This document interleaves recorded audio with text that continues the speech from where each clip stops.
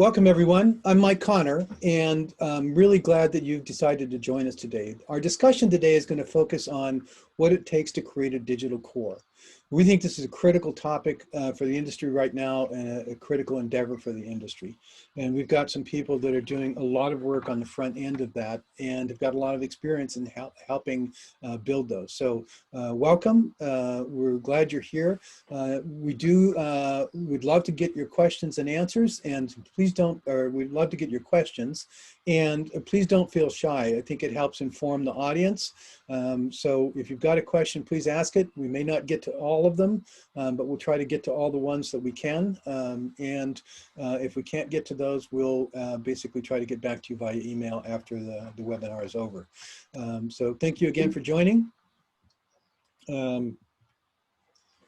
What we'd like to do is, our mission today is really give you insight that helps you understand what the requirements here are and how to basically build a business case that will resonate with your key decision makers back at home.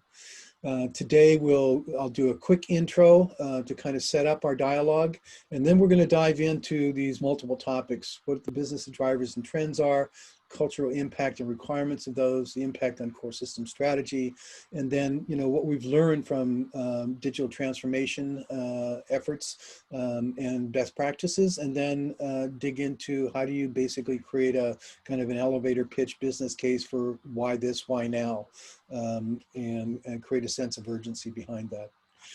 This is part of our overall Innovation Trailblazers webinar series. You can find more of information on this at our events page. So I encourage you to do that. There's a lot of great topics coming up and a lot of great speakers. So love to have you join us for those. Please check it out. I'd like to start by thanking Majesco, who has been one of our key and most important sponsors for our work for almost 5 years now. So we really appreciate their support of the work that we're doing and intellectual property that they bring to this work. So thank you, guys. Got a new sponsor here with BrightCore. Just had an opportunity to meet Phil. You'll get a chance to meet him in a little bit, but the work they're doing and the vision that they bring to this is pretty exciting. So really grateful to have them on here as well. And then another new sponsor for us is SimplePin, and new to us, but I think the work that they're doing, particularly as we try to get the first and the last miles hooked up from a payment standpoint in the industry, and see that as part of a digital core, is really critical to the industry going forward. So really glad to have them as a sponsor of this and some of the webinars that we're doing. What I'd like to do at this time is have our speakers introduce themselves, and then I'll give you a little brief on myself at the end of that. So I'm going to stop sharing my screen now, and let's start off with you, Manish. Well, good morning, good afternoon, ladies and gentlemen. And Mike, first of all, thank you very much for setting up this thing. I think this is a very, very important topic. So appreciate you taking this, this initiative. I'm Manish Shah. I'm a president and chief product officer at Majesco. Majesco is a leading software solution provider for the insurance industry. We exclusively focus on insurance on the P&C, LNA, and group benefit side of the businesses. And as my role as the chief product officer, I am very much, fortunate to, work, go through the transformation that our industry is going through, and working with the customers to understand some of the challenges and some of the opportunities that presented to our industry lately, and how the digital transformation and other initiatives that combined with the core modernizations can actually help, seize those business opportunities. Great, thank you, Manish. And Phil. Yeah, Phil Reynolds, CEO and founder of BrightCore. We're also a provider of core administration systems for P&C carriers. Been doing this for about 15 years, and one of the things we're really excited about and really focused on is building a microservice mesh where we can provide different functional workload capacity on a platform basis to a range of insurance customers. So we have customers that we work with that sort of need the full suite of products. We have customers that just use some small component. So that's kind of given rise for me to a particular passion in understanding how the insurance ecosystem is efficient in certain areas and places where maybe it's struggling and lagging, and some of the cultural and technical barriers to adoption. And so I'm really excited to talk about this today. I think digital core transformation is a big and very broad topic, and there's a lot we can cover. Great, thank you. And Matad.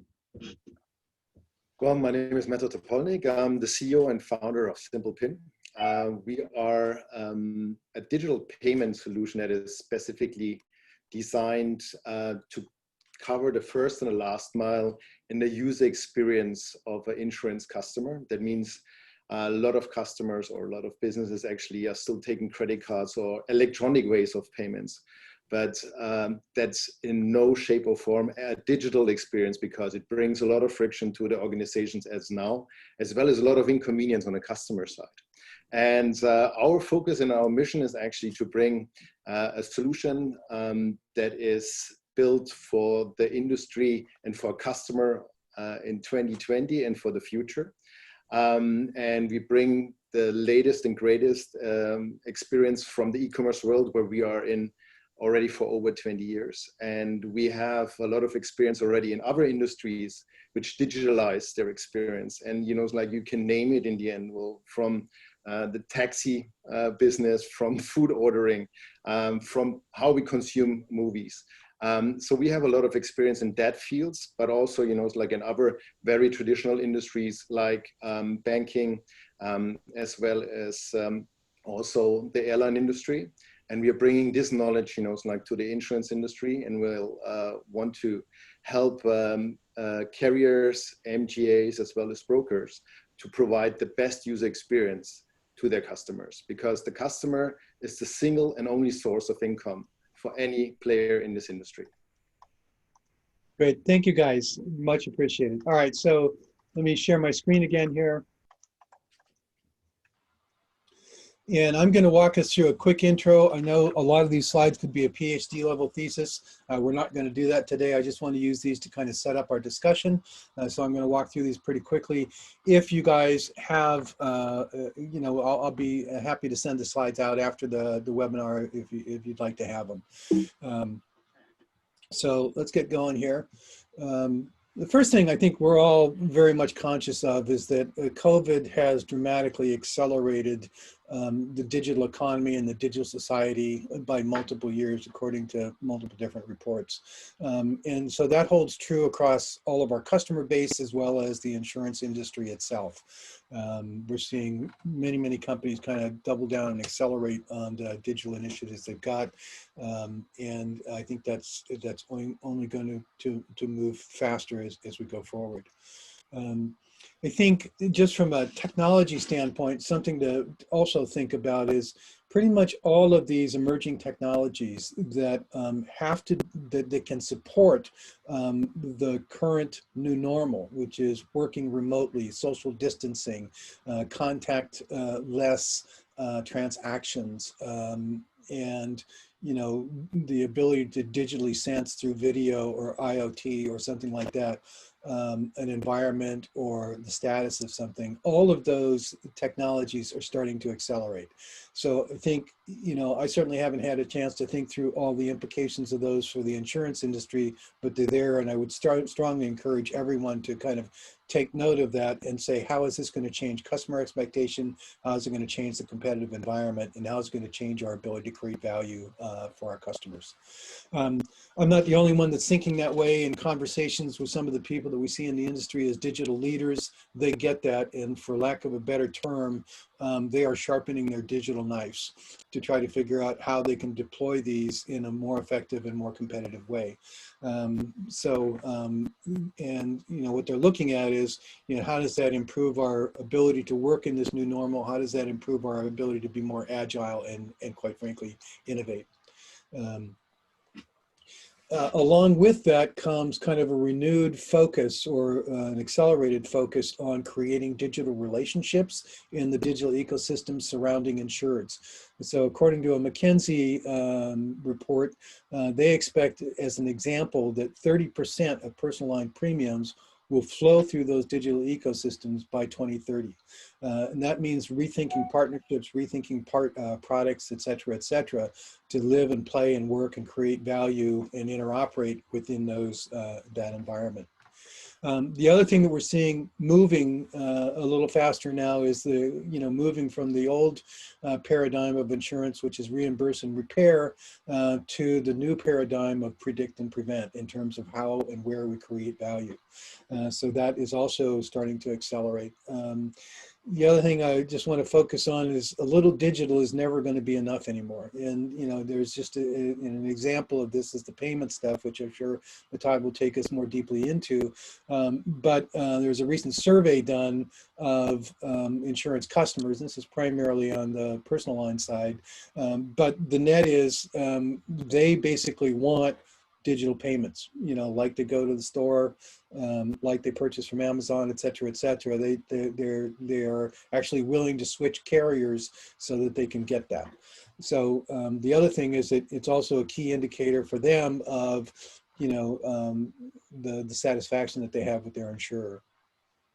When we think about digital core from a platform standpoint, and I borrowed this from Cognizant, what's really clear is, and this is also in conversations with the leaders out there, they're not thinking like point solution anymore. And what they're really thinking is a far more integrated approach to how do we build a digital environment and capability that will allow us to basically excel in the digital future that's now been thrust upon us. So it's a comprehensive approach. It's not that they don't run individual initiatives, but they're guided by a clear core vision of what, as best we can tell, of what that future is going to be. And they're really looking at how do we harmonize those efforts as opposed to just keep approaching them as point solutions.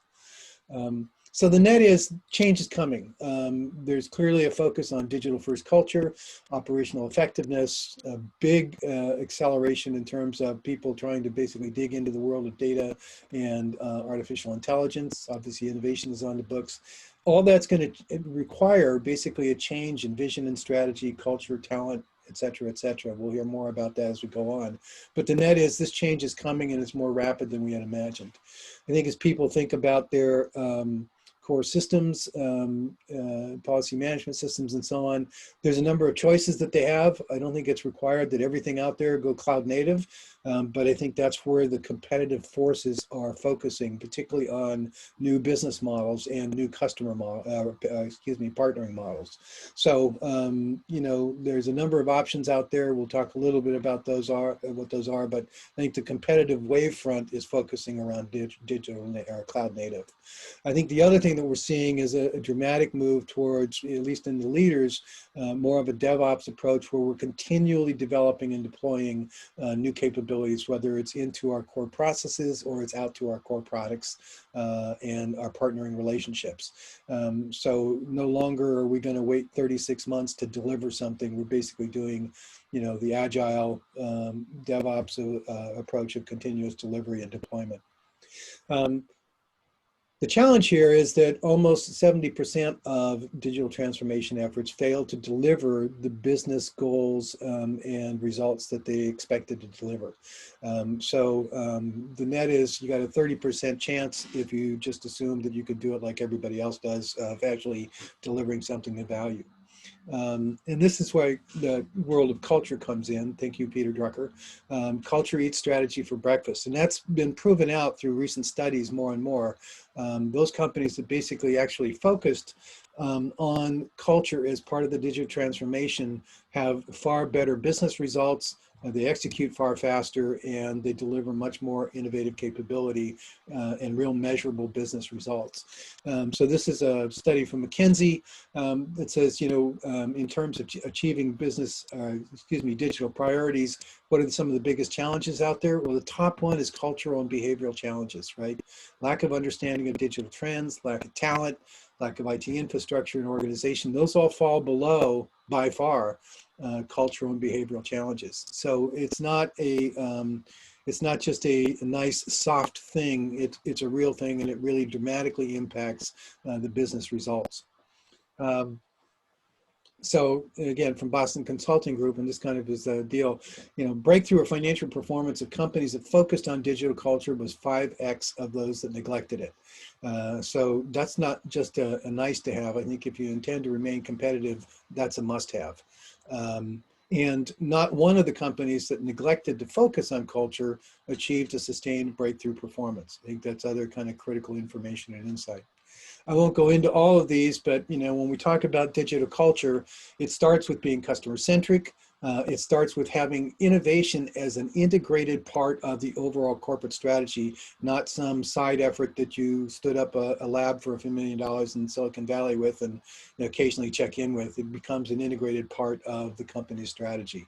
And then, clearly embracing emerging technology and digital methodology.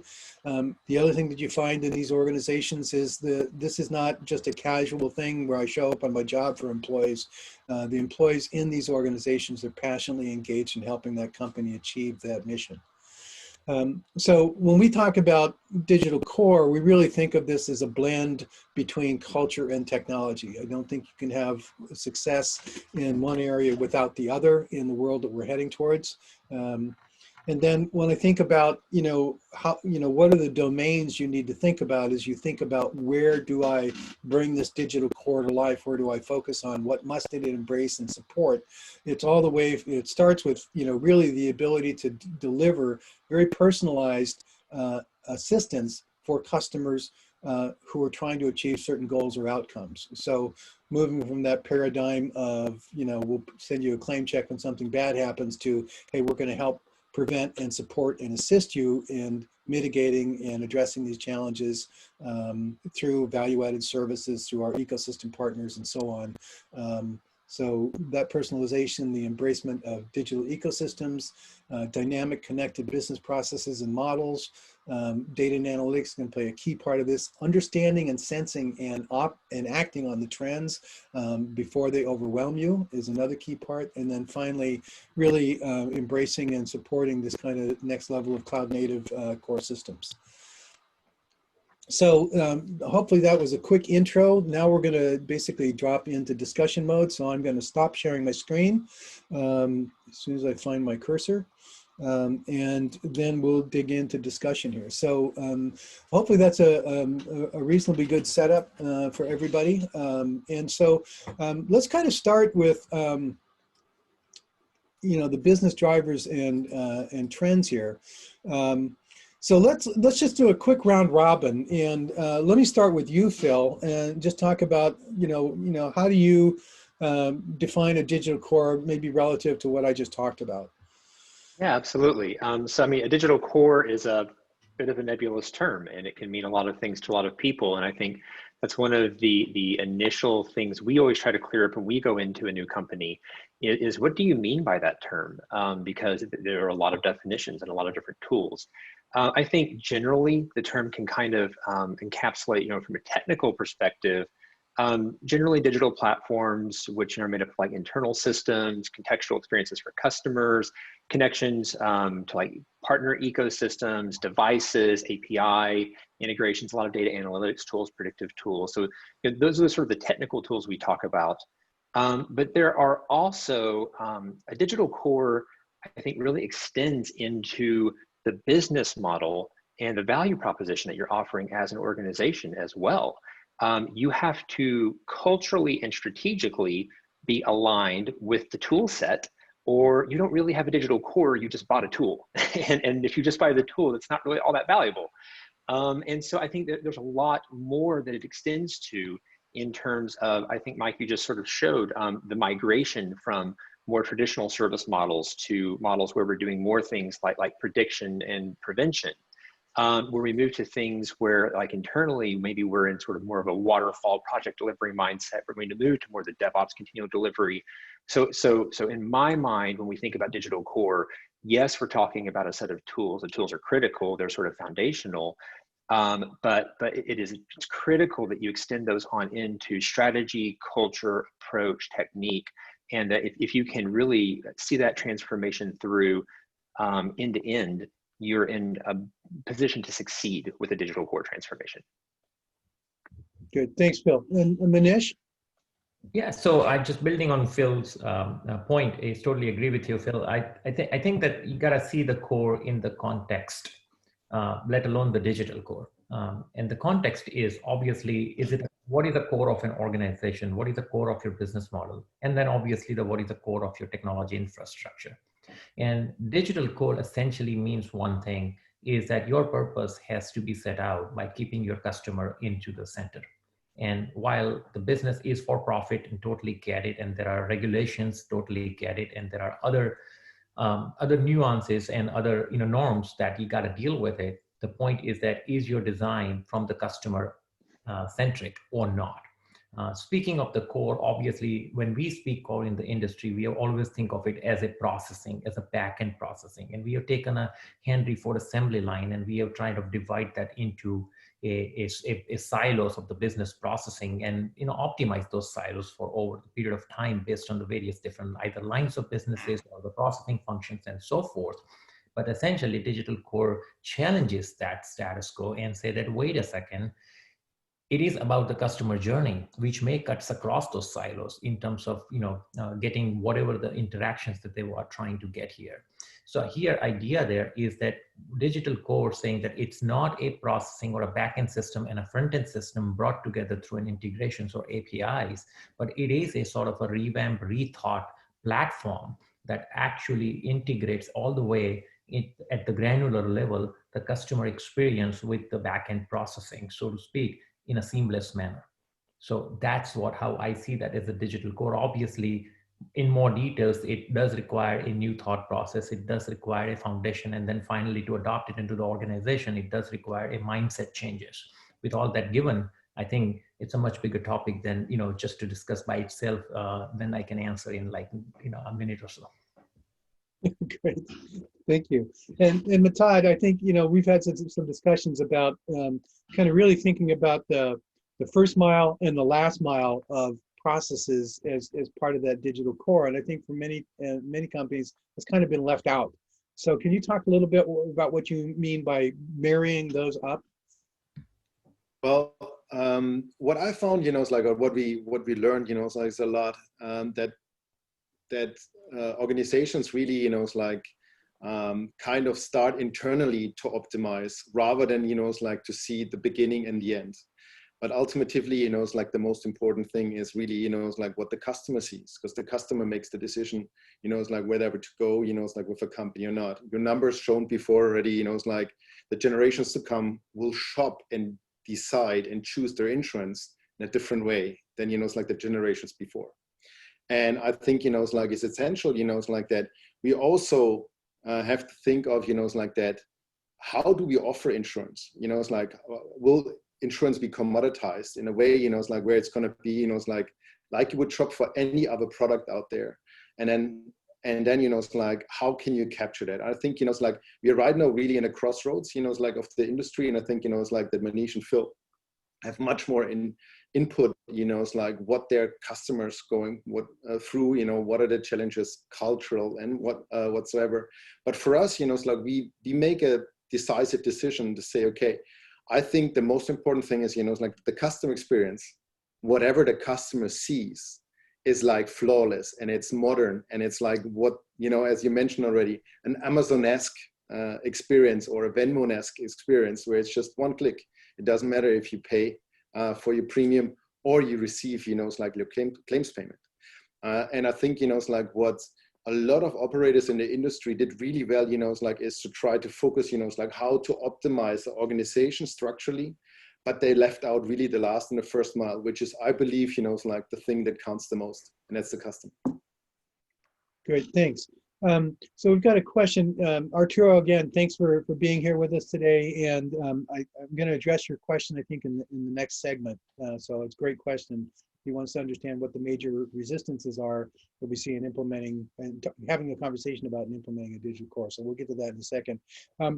One of the things that I believe firmly is that as we look at where the new growth opportunities are in terms of new business models, as we look at this paradigm shift, I think those are putting even more pressure on our needs to really embrace this digital core, not as just automating core processes and upgrading systems, but really bringing this cultural component into it. Can I get, maybe we'll start with you, Manish, this time, and just how do you see these next generation business models impacting the urgency to really kind of embrace that more holistic approach? Yeah, I mean, it has already kind of started. I mean, and it's all across the board. So it's not only about the new products, and we know that that's going to happen. While that's not still a mainstream, whether it is a on-demand insurance or whether it is the insurance that is for the gig economy or so forth. Those are certainly the pay-as-you-go models. And while they're picking up, I would say there's about 4% of the market or 5% of the market at most that is driving it.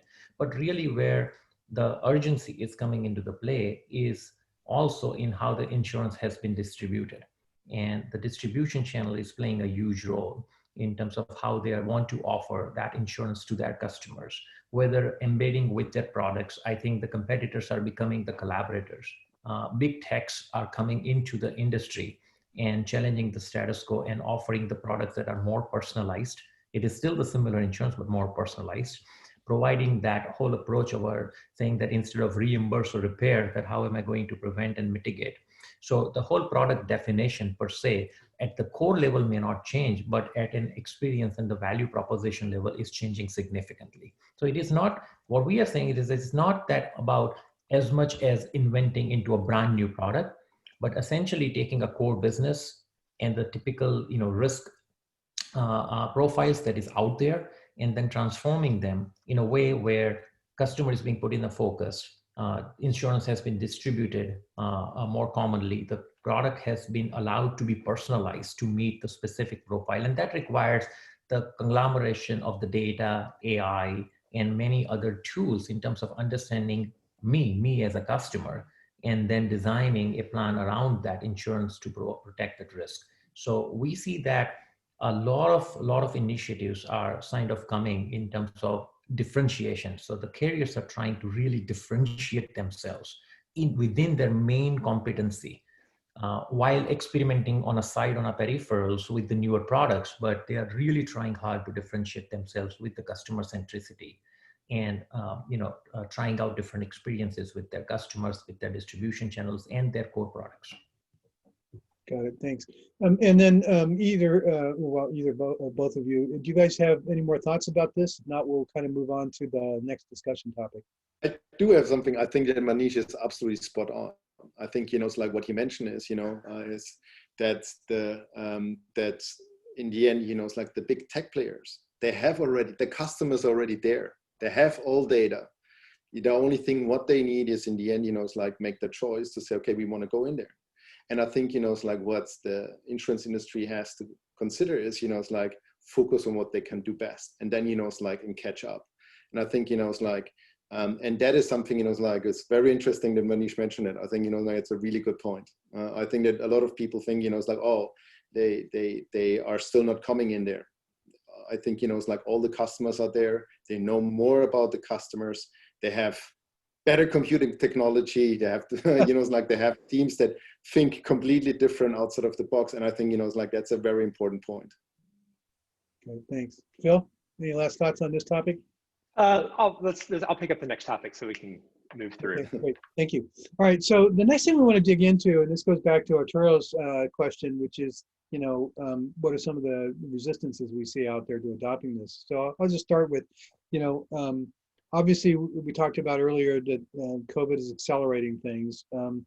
How is that impacting cultures? And let's just start there, and then we'll talk about what the challenges are to moving those cultures forward.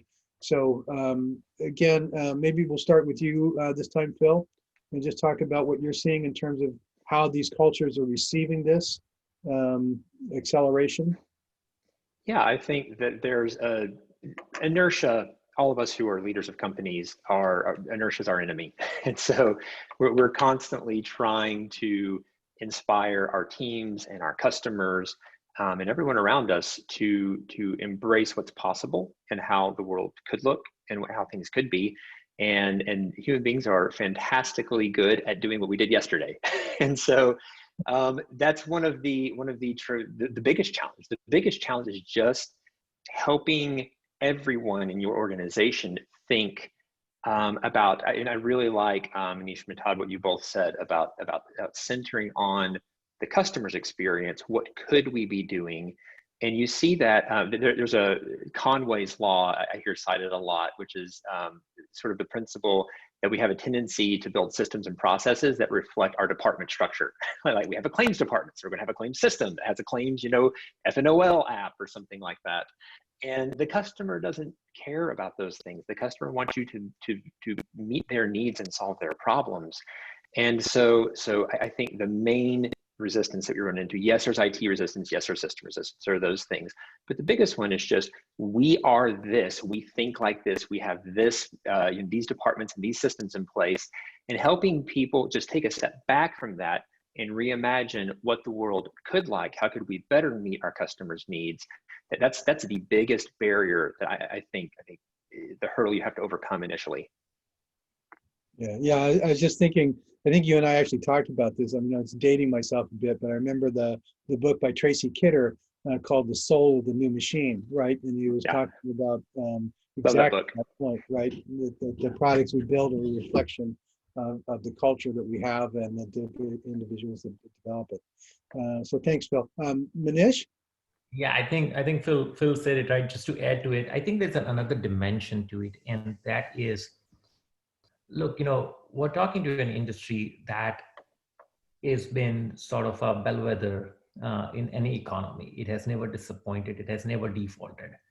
And it has been, serving it as a big backbone of every business and every person to actually buy assets and take risks. And clearly what that does is that it does create inertia, but then it also, sets this thing up where you always kind of a question that, why do I have to change? And they have become sort of, and we have become sort of in kind of a victim of our own success, saying that if I change now, will I really, make my agents mad if I go direct? Or if I change this price, what will happen here? So essentially, some of those changes does require a cannibalization. Now, the way we are approaching, and I have seen that the resistance often comes is that when those projects have been pitched in terms of digital transformation, it's been pitched saying that, look, you guys are old co, and this is a new way of doing it. And I think that that's just wrong. I think there is a tremendous advantage as an incumbent insurer has that the big tech doesn't have it, frankly. And it is actually to be leveraged. So bringing them along with you and having an incremental rollout at a pace where they can actually digest is key. We all know that, visionaries always have a vision that is out there, but there needs to be some patience that needs to be exercised in terms of reaching to that, so that you are not actually excluding some of the people who are going to be a very key in terms of bringing that to the market. So I think that we need to get that fear out of the picture in terms of saying that this is really not throwing the old stuff and bringing new, but it is just a process of evolution. Todd, any thoughts? Thank you, Manish. I think it's like I can just chime in with Manish in that way. I believe it's like there's certainly it's like the position that incumbents are in it's like is certainly still a really position of strength, but it's like and they certainly can build on all the experience. It's like insurance is 400 years. It's like the core business is the core business in the end is to assess risk. And it's like, and they're really, really good at that. And now it's like we're just finding ways, it's like, how can they digitize that? And it's like we've seen that, it's like in other industries that are similar, it's like in terms of changing, which is, it's like banks, airlines, which have like really core systems, and suddenly some of them, it's like getting it really right. And some of them, it's like are still very, very cautious in that. But what we saw in the last couple of years is that really big banks, it's like have the most innovation out there. They have the best experiences for the customers. And I think, it's like that is something, that also insurance can take on with the right technology, with the right guidance, to put out products that will satisfy their customers and will be on par to any other big tech company out there. And I think, it's like, that's a very, very smart approach. Yeah, thanks. And I'll just add my 2 cents to this. So, we work with a number of insurance companies and so on, in a number of different ways. What I've experienced is that, some of the major barriers to this are, quite frankly, executive staffs that feel they can just like delegate this to somebody else to worry about. It's like, my experience is that unless the executive staff and the board of directors takes this on personally and says, hey, we really have to jump in here, build an environment that supports this, and not just assume that if we can throw a few dollars here, a few dollars there, assign a few people here, assign a few people there, that we'll get the results that we expected. I think, to me, the major barrier is really getting top-down management support of this, and quite frankly, day-to-day interaction with the people that are trying to move their companies forward in this manner. I think without that, basically, these are kind of fail on start. So I think that's my 2 cents here. Okay, so with that, let me move us to the next discussion, which is really the impact on core system strategy. So, we talked at the beginning of this about the different options people have in terms of dealing with core systems and upgrade and so on. But more, the question I want to get into is, how does this acceleration, how do companies need to kind of rethink how they've been approaching that core system transformation? And quite frankly, I look around the industry, and I won't name names here, but I see a lot of folks out there who basically have revamped old legacy stuff, somehow managed to get it up in cloud, and somehow managed to put a few APIs and microservices around it. My perspective is that while that might serve some short-term needs, it's not going to give them the cost effectiveness or the organizational flexibility that they're going to need in the long term. So can we jump into maybe that conversation? And this time, Phil, let's maybe start with you, and just kind of see, from your perspective, as we take this more holistic approach to developing a digital core, what do you see the impacts and maybe some of the areas of resistance being from a technical standpoint? Yeah, I think probably I'm biased as a core systems provider on what I think one of the biggest challenges is, and I imagine Manish probably shares this. We've been in the depths of 70 plus implementations, and so we've seen a lot of back office hairy IT rooms.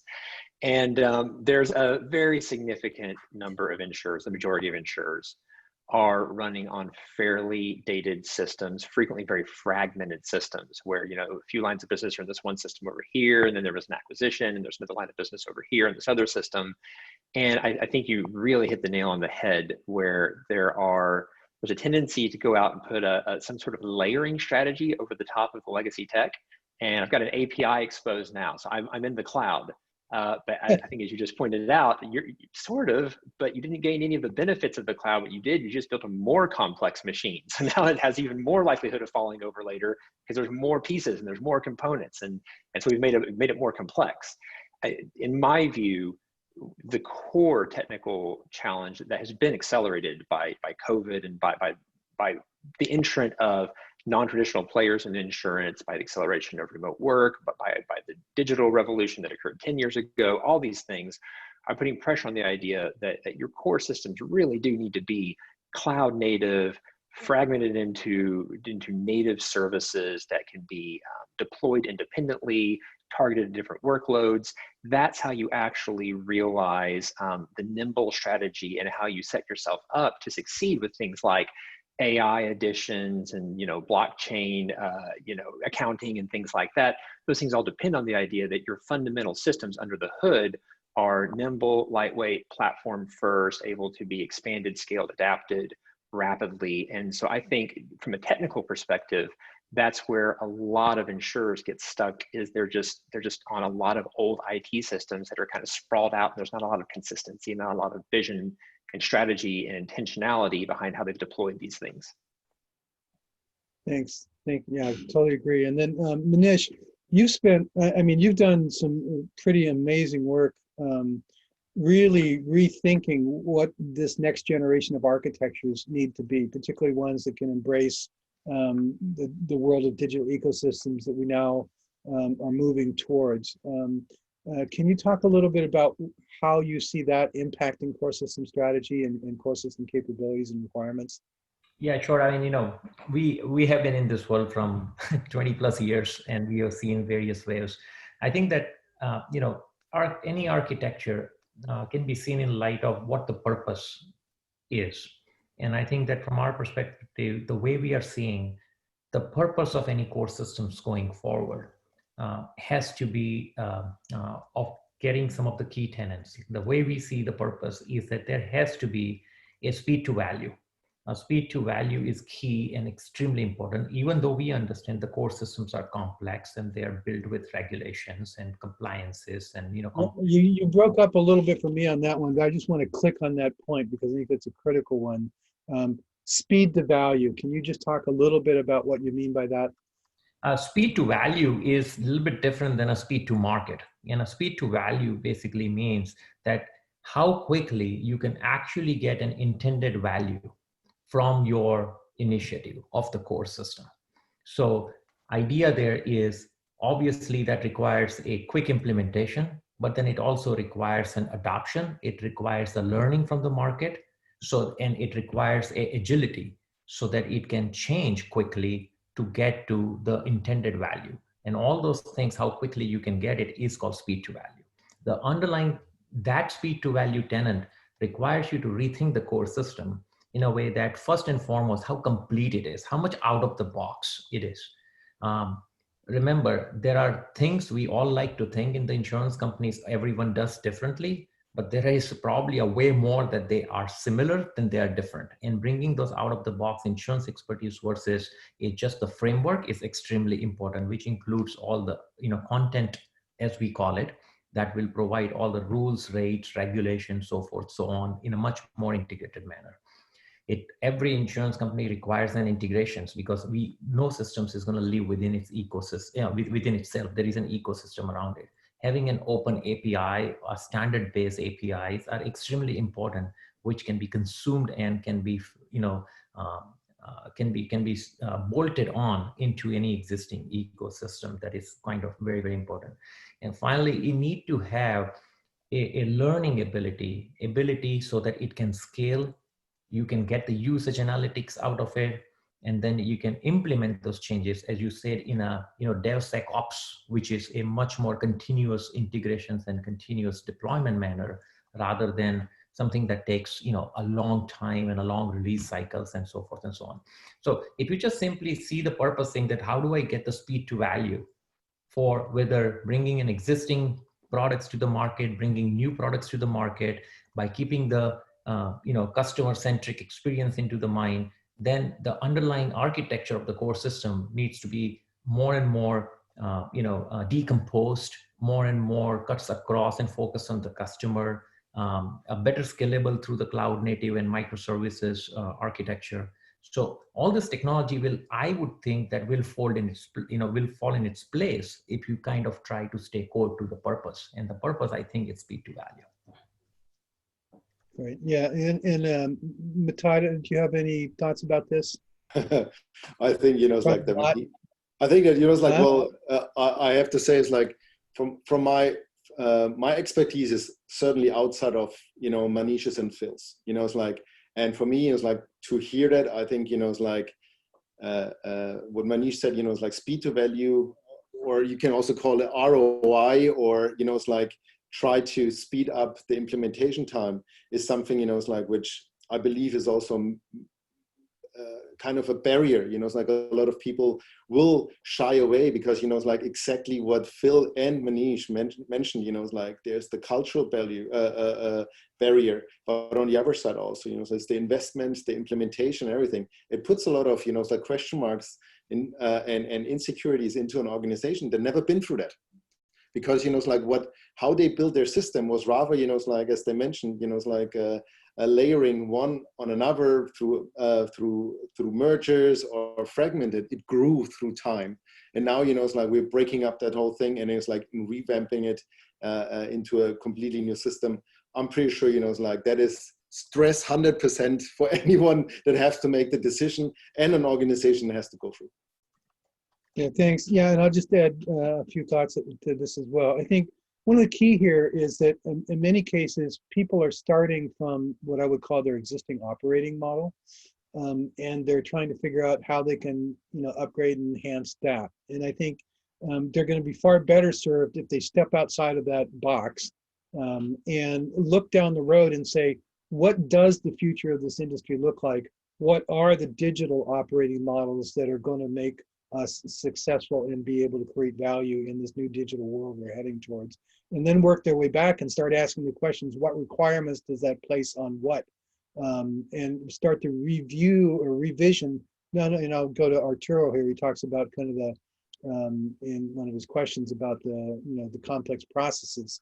I think, by starting with that digital operating model and working your way back, it will give you a chance to kind of untangle and better integrate and interoperate some of those processes in ways that you might not have otherwise. So I'll just say that I think that's kind of a core thing as well.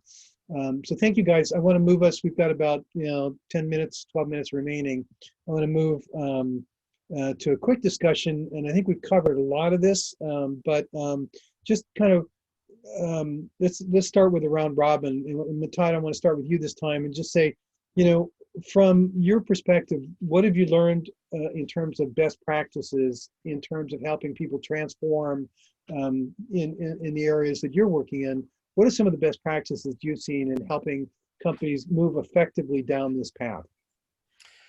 Well, what we learned is, it's like we learned to adopt, it's like legacy systems to work with new technologies. And to be honest, it's like they're not very that much far away. All this information is already there.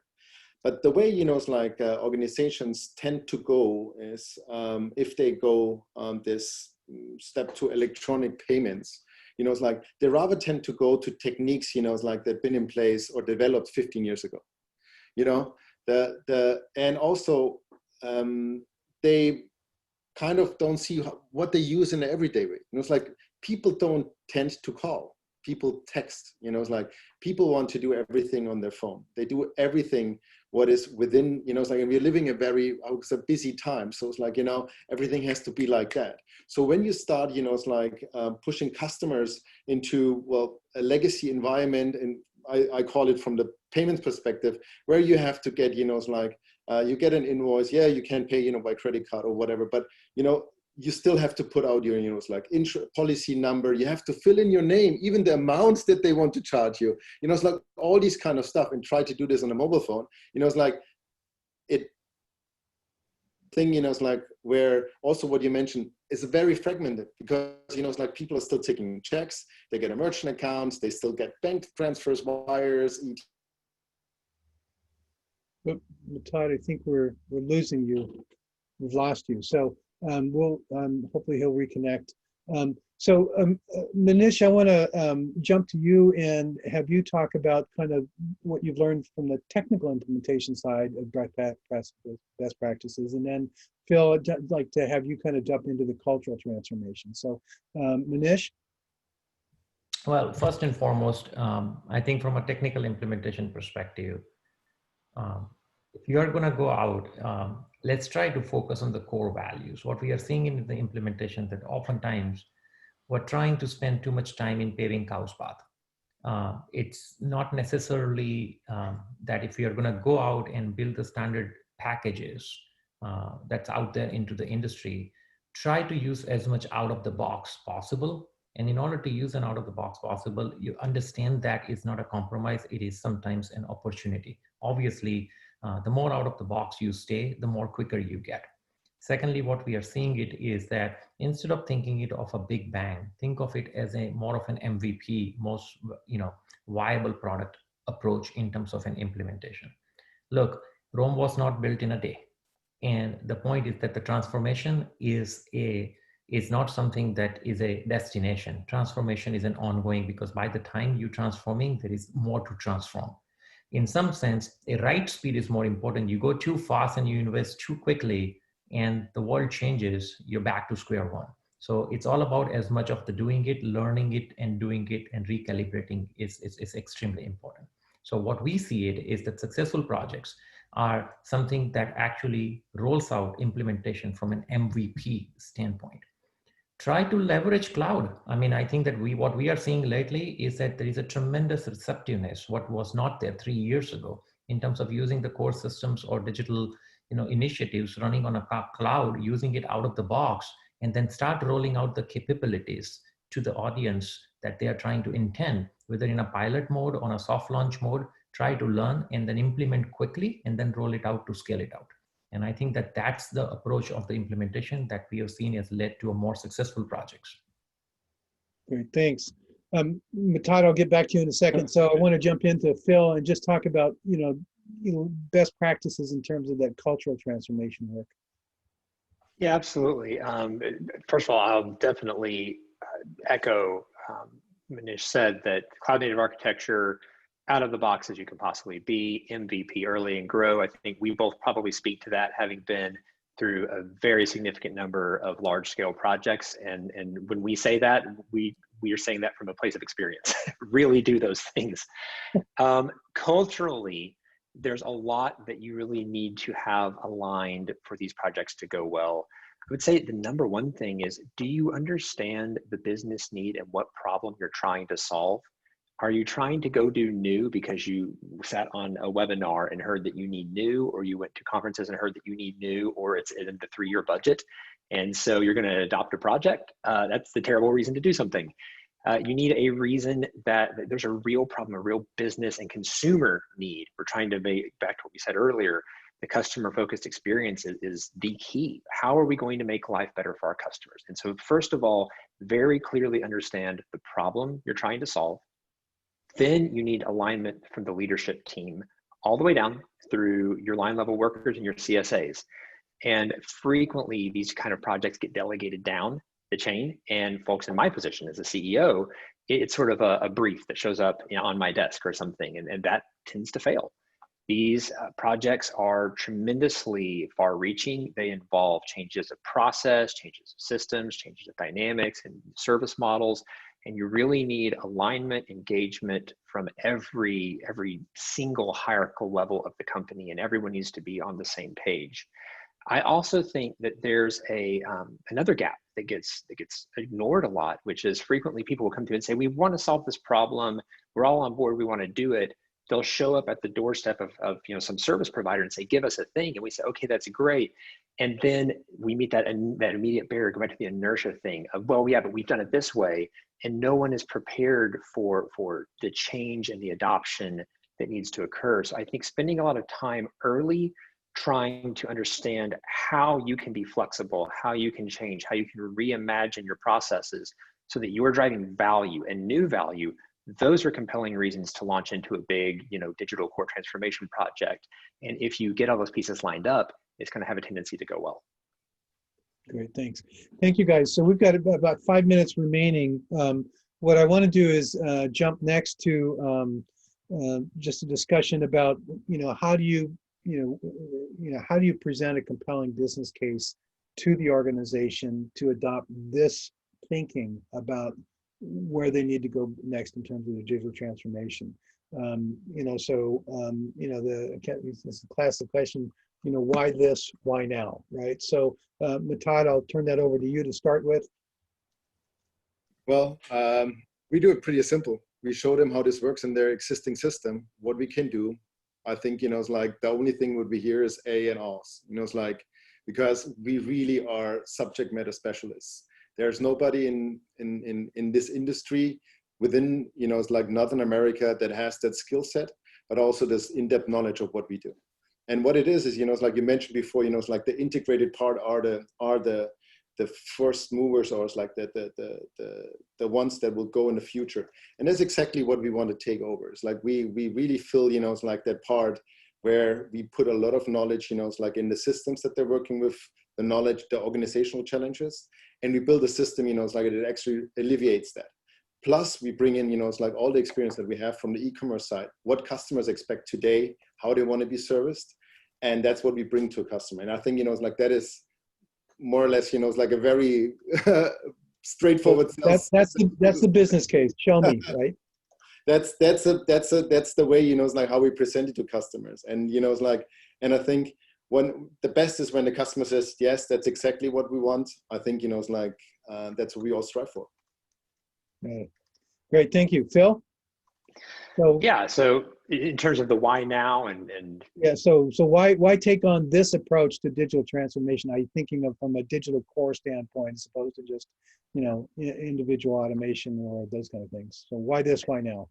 Yeah, I think the integration, the component we talked about earlier about your core systems migrating to cloud native microservices sort of architecture, that approach, that has to be step one, because for the reason I said earlier, if you do a bunch of little bolt-on systems and you try to tack them on as layers on top of otherwise legacy systems, you're just making a more complex mousetrap, and that more complex mousetrap is going to be very difficult to maintain. It'll be expensive to maintain. It's hard to innovate. And so the idea of trying to really get alignment and making sure that your bedrock systems are really positioned for future success and the culture is positioned for future success is going to accelerate you, not just now, but 10 years from now. You'll continue to be able to make decisions rapidly and pivot and see that shortened time to value and really recognize the benefits of these choices and these projects. Got it. Thank you. And Manish? Yeah, I think, look, I don't think it's a very complicated why now. I think core system replacement or modernization without the concept of digital integrated into it is pretty much like replacing a hot water heater. At the end of the day, you're still going to get a hot water. So if it's not broken probably, you shouldn't replace it if that's what your mind thinking is. I think the reality here is pretty straightforward. And the reality is that customers' needs are changing, and there is an external forces that are coming to actually satisfy those needs. And so is some of the incumbents that are doing it. So if you are going to change it anyway, don't just think it as a complicated integration projects of building those silos and then integrating them and think.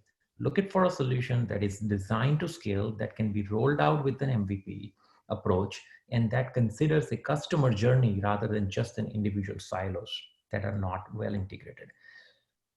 That is really the reason why you should do now, and you should think the digital core concept, which is a more end-to-end platform, which provides you an ability to incrementally roll out your user or customer journeys rather than system modules, which will turn out to be less riskier, much cheaper, and gives you a much more time to learn what the customer behavior and implement them in your system. Great, thank you. All right, so thank you guys. Great discussion, great insights, much appreciated. Let me share my screen here and we'll wrap up for everybody. So let me get to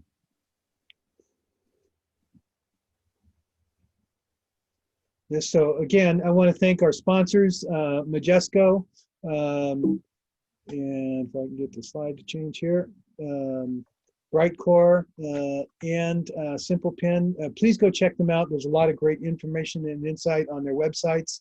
And also wanted a chance to thank our speakers again. You can reach any of us on LinkedIn. So if you want to reach out and get more insight into what we've talked about here, or the things that these companies can help you accomplish, please reach out to them via LinkedIn. As I said, we've got a number of other webinars coming up. We've actually got 3 next week, so please check those out. We'd love to have you join us for that. And again, thank you to our attendees. Much appreciated. Arturo, as always, thanks for your questions. Really good ones. Appreciate it. And for everyone else, thank you again. Cheers. And that's a wrap. Thank you. Thank you.